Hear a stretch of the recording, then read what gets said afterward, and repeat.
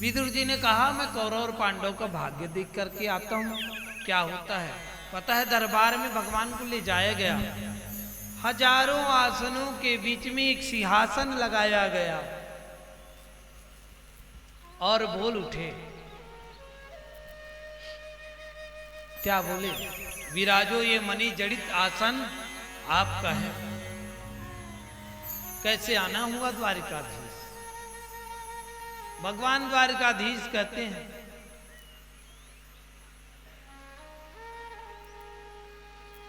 देखो दुर्योधन, ये बताओ पांडव तुम्हारे सगे भैया हैं कि नहीं है? है ना, सगे चाचा का लड़का है ना, तो आधे राज्य के मालिक हुए कि नहीं? लेकिन आप आधे राज्य मत दो, केवल 5 गांव दे दो, पांडव को मैं बना लूंगा। भगवान ने एक सांस में बोला, क्योंकि ताकि बात बीच में कटे मत। दुर्योधन ने कहा तुम 5 गांव मांगते हो, नहीं दूंगा। सुन सुन कृष्ण सुन, क्या सुनो, सुन। सोचाग्रे नयो दस्यामि बिना युद्धे न केशवा। हे केशव, बिना युद्ध के तो मैं सुई के नोक के बराबर जमीन ना दूं, लेकिन तू आधी मांगता है। रुक रुक रुक, 5 गांव मांगता है। अरे पकड़ लोग वाले को, पकड़ो। हजारों सैनिक भगवान को पकड़ने के लिए दौड़े दौड़े आ रहे हैं। तो भगवान ने क्या किया, विशाल विराट स्वरूप लेना प्रारंभ कर दिए। तन फूलने लगा, दामनी चमकने लगी, बादल गरजने लगा। अरे हस्तिनापुर का राजमहल कांपने लगा। धृतराष्ट्र ने कहा अरे क्षमा मांग लो, वरना पूरे हस्तिनापुर धस जाएगा। बड़े बुजुर्गों के कहने पर दुर्योधन ने क्षमा मांगा, मुझे माफ कर दो केशव, मैं बचपन से ना छत्तीसगढ़ी में चटरहा, नानपन के चटरहा हूं कही। छोड़ो ये राजपाट का बात केशव, छोड़ो छोड़ो, जिस बात में झगड़ा है उस बात को ही मत करो। चलो ना, इतने दूर से आए हो, मेरी माँ ने तुम्हारे लिए 56 भोग बनाया है। इतने भोग, 56 भोग। भगवान ने कहा हम भोजन नहीं करेंगे। क्यों नहीं करोगे, भूख तो लगा होगा। बोले 2 स्थिति पर मनुष्य को भोजन करना चाहिए, या तो अत्यधिक प्रेम हो, तो जिसके अंदर आपके प्रति अत्यधिक प्रेम हो, मतलब पाने वाले के प्रति देने वाले के मन में प्रेम होना चाहिए। या भूख से प्राण निकल रहा हो तो भैया ना हमारा भी भूख से प्राण निकल रहा है, ना तुम्हारे अंदर मेरे प्रति ज्यादा प्रेम है। अभी अभी बोले थे ना, ला जंजीर ला इसकी भुजाओं में बांध और जेल खाने के अंदर डाल। तो हमने कहा ला ला तेरे जंजीर ला, देखूं तो सही तेरे कारागार कितने दिन मुझे रोकेंगे। जेल में डालने वाले थे, वो तो हमारी सामर्थ्य है तो हम बच गए। बोले ओहो अभी भी माफ नहीं किए हो, हम होते कौन है माफ और ये करने वाले, हम तो चले। तो भोजन कहाँ करोगे? बोलो वो विदुर के घर करेंगे, जब भी आओगे हमारे घर आना बोले थे, चिट्ठी भेजे थे। विदुर ने कहा मैंने कब इसको चिट्ठी भेज दिया? हाँ, कब चिट्ठी भेज दिए? बोले कब भेजे थे? जब विदुरानी कह रही थी कि काश आप मंत्री होते, तब भगवान केशव हमारे घर में भोजन, काश तो हूं मंत्री होते जी, तब भगवान हमारे घर आती जी। हाँ, उसी समय भले भगवान का नेटवर्क कभी फाइल होता ही नहीं, नो नेटवर्क कभी आता ही नहीं, केवल आपके पास भाव रूपी मोबाइल होना चाहिए। और बैलेंस डलवाने का जरूरत ही नहीं, अनलिमिटेड डाटा, अनलिमिटेड कॉल, उसका सॉफ्टवेयर कभी वो होता ही नहीं। का कि थे मोबाइल हो जाते ऊपर सांस ले धल तो मोबाइल का वो अपन मन के बंद चालू हो धलत है, वो वैसा होता ही नहीं। याद रखना इस बात। उसी समय भगवान को खबर भेज मिल गया था। विदुर जी उठे, टूं से उठ करके दौड़ लगाए और विदुरानी को बोले केशव आने वाला है, क्या आपने बोला क्या मेरे यहाँ चलो? नहीं जी, वो कहता है कि हम आएंगे, मैं ग्वाले की बाजार जाता हूँ, धन है जी। अरे मेरे माधव के लिए मैं उधार ले लूंगा, कर्ज ले लूंगा। क्या ले लूंगा? कर्ज ले लूंगा। अब देखो विदुर जी ग्वाले की बाजार चले गए और इधर भगवान राजमहल से निकले। और जब राजमहल से निकले तो उनके सारथी दारुक ने कहा, आओ नाथ रथ पर बैठो, कहां जाना है? बोले दारू ये ले मेरी चरण पादुका रथ पे रख दे, मैं पैदल चलूंगा। क्यों? इसलिए भैया मैं जहां रहता हूं वो भी मंदिर है, तो मेरे भक्त जहां रहता है वो मंदिर से कम नहीं, वो मंदिर से कम नहीं, वो मंदिर से।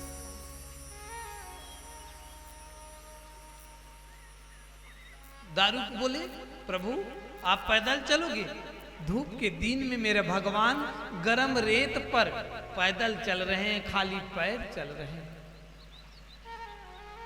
माधव खाली पैर चल रहे हैं अपने भक्त से मिलने के लिए। दरवाजे पर जाकर के खड़े हो गए और दारुक रूपी सारथी बाजार पहुंच गया। उन्होंने देखा क्या, एक व्यापारी के दरवाजे पर ना मेरा विदुर सर झुकाए के कह रहे हैं, अरे ओ भैया मेरे घर में द्वारकाधीश आया है, लेकिन मेरे पास पैसा नहीं है धन कि मैं धन दे करके आपसे कुछ ले सकूं, लेकिन धन देकर एक दिन चुकाऊंगा जरूर, मुझे उधार मिलेगा? अच्छे सामान देना भैया, ताजे ताजे माखन दे देना, ताजा मिश्री दे देना। अरे वो फल वाले भैया 5 प्रकार का फल दे दो ना। अरे वो मिठाई वाले भैया 5 प्रकार का मिठाई दे दो ना। और उस बाजार में विदुर जी के इतने सम्मान थे कि विदुर जी को बोले द्वारकाधीश आ रहा है ना, तो हमारे ओर से भी ले जाओ ना। बोले नहीं भैया आप व्यापारी हो, हिसाब से दो, आराम से दो। देखो कर्ज ले रहा है तो किसको खिलाने के लिए? मेरे भगवान के लिए। माना कि वो गरीब था, झोपड़ी में रहता था, लेकिन भगवान के लिए इतना अमीर तो था, इतना अमीर तो था कि उनके अंदर ये भाव था कि माधव मेरे घर में भोजन करे, माधव मेरे घर में भोजन करे। भगवान का लीला शिक्षाप्रद था। दारू खड़े खड़े देख रहे थे। जब झोली भर के विदुर जी चलने लगे वहां से पैदल, तो दारुक ने अपने हीरे का अंगूठी निकाल के व्यापारी को दे दिया और कह लिए, अरे वो व्यापारियों इसमें विदुर जी का कर्जा छूट लेना और बचे धन तो इतना रखना, जब भी विदुर आए तो उसको देते रहना, उसको देते रहना, उसको देते रहना। एक और भगवान कर्ज करवाए तो एक और भगवान ने छूटने की व्यवस्था भी कर दिया। उधर दरवाजे पर भगवान केशव खड़े हैं और खटखटाए, वो काकी, वो चाची, अरे ओ मैया, अरे ओ मैया, मैं हूं कान्हा, तनिक दरवाजा खोलो ना। तब सुलभा नहा रही थी, नहाते नहाते गीला वस्त्र में जाकर के दरवाजा खोल दिए। दरवाजा खोले तो बोले कि अरे ओ मैया तो मेरी आवाज सुन करके सुध बुध खो बैठी है। अपनी पीताम्बरी भगवान ने निकाला और उनके ऊपर में ढक दिया। सुलभा हाथ पकड़ के उनको घर अंदर ले गए। आओ मोहन, आओ मेरे बेटा, आओ मेरे लाला। अरे ओ लाला आजा ना रे, अंदर आजा। अंदर में घुमाए और देखे इस झोपड़ी में कहा मैं बैठा हूं, इतने बड़े द्वारिका के राजा को कहा मैं बैठा हूं, किस स्थान। वो झोपड़ी में जगह नहीं मिला। आंगन में छोटे से मचुलिया मचानी, कजर खटिया नहीं था वो छत्तीसगढ़ में कजर। पहली सियान मन कुर्सी बनाए सुमा डोरी के रस्सी के बना के, इतने बड़े मचानी को मचोलिया जिस लकड़ी से बना था, रस्सी गुथा हुआ था, छोटे खाट को लेकर के आए और उल्टा लगा दिए, उल्टा रख दिए और बोले बैठना बेटा। भगवान बैठ गए। बोले ठीक से बैठना, गिरना नहीं। बोले भले दुनिया के लोग आसन देते हैं, उससे लोग गिर जाते हैं, लेकिन माँ के दिया हुआ आसन से ना कोई पुत्र गिरा है ना गिरेगा। अरे ओ मैया, तूने तो मुझे ऐसी आसन दे दिया कि इस आसन से कभी मैं गिर ही नहीं सकता, गिर ही नहीं सकता। अब भगवान उठे तो मचोलिया भी उठे। इतना फिट फाट था जैसे नाप के ही बनाया गया। भगवान खिसके तो मचोलिया भी खिसके। चारों खूरा भगवान के हाथ को थामे हुए हैं। बोले मैया मुझे भूख लगो है। बोले चकाचक केला लाता हूं तुम्हारे लिए, पका पका पका, पता है का ना, अपने हाथों से इसको पानी देता हूं। देखो मैया पका पका केला लाए और केला ला करके भगवान को दिए। छिलता था मैया, छिल करके जब कृष्ण को देते थे तो गूदा गिर जाता था और छिलका बचता।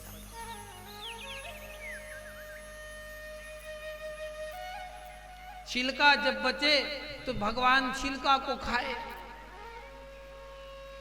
ऐसे खाते खाते 35-40 केला खा गए भगवान। गूदा पड़ा रहा और छिलका खा गए। प्रेम प्रेम जब उनके अंतर मन से निकला और छिलके दिए तो अंतर्यामी भी अंतर के प्रेम में डूब गए और उनको ये पता नहीं रह गया कि मैं छिलका पा रहा हूं।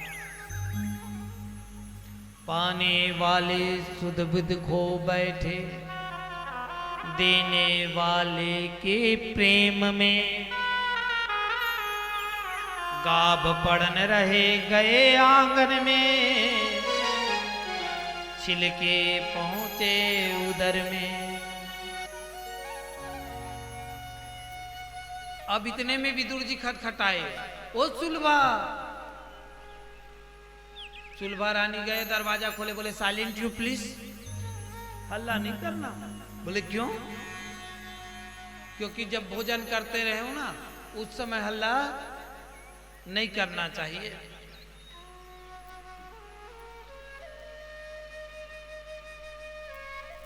दरवाजा खोले, दरवाजा खोल करके आए तो देखा पूरा गुदा गुदा पड़ा है, गाब गाब पड़ा है, छिलका गायब है। सज्जन विदुर जी तुरंत समझ गए। बोले ये भोग अनर्थ लगा दिए सखी, छिलके कृष्ण को खिला दिए सखी। वो भाग्यवान, तूने छिलका खिला दिया। उन्होंने भी आंख मुंह, हाय राम मैंने छिलका खाया, मुझे तो पता नहीं। हाँ मोहन तूने छिलका खाया? बोले मुझे भी पता नहीं, मुझे भी पता नहीं। तब माखन मिश्री ले चले एक भक्त सज्जन विदुर, भगवान के मुखाग्रविंद में चटा दिए विदुर। माखन जब चटाए भगवान को, लो भैया, तो बोले एक बात बोलूं, जो स्वाद वो छिलके में था वो स्वाद आपके माखन में नहीं है। बोले क्यों? क्योंकि भगवान भाव के भूखे हैं, भगवान प्रेम के भूखे हैं। यहां तक के भगवान जो है अर्जुन के रथ हाके थे, अर्जुन के रथ हाके थे। क्यों? भगवान प्रेम के दीवाने हैं। सुदामा के चरण धोए थे, सबरी के बेर खाए थे। क्यों? भगवान प्रेम के दीवाने हैं, प्रेम के वश में हैं।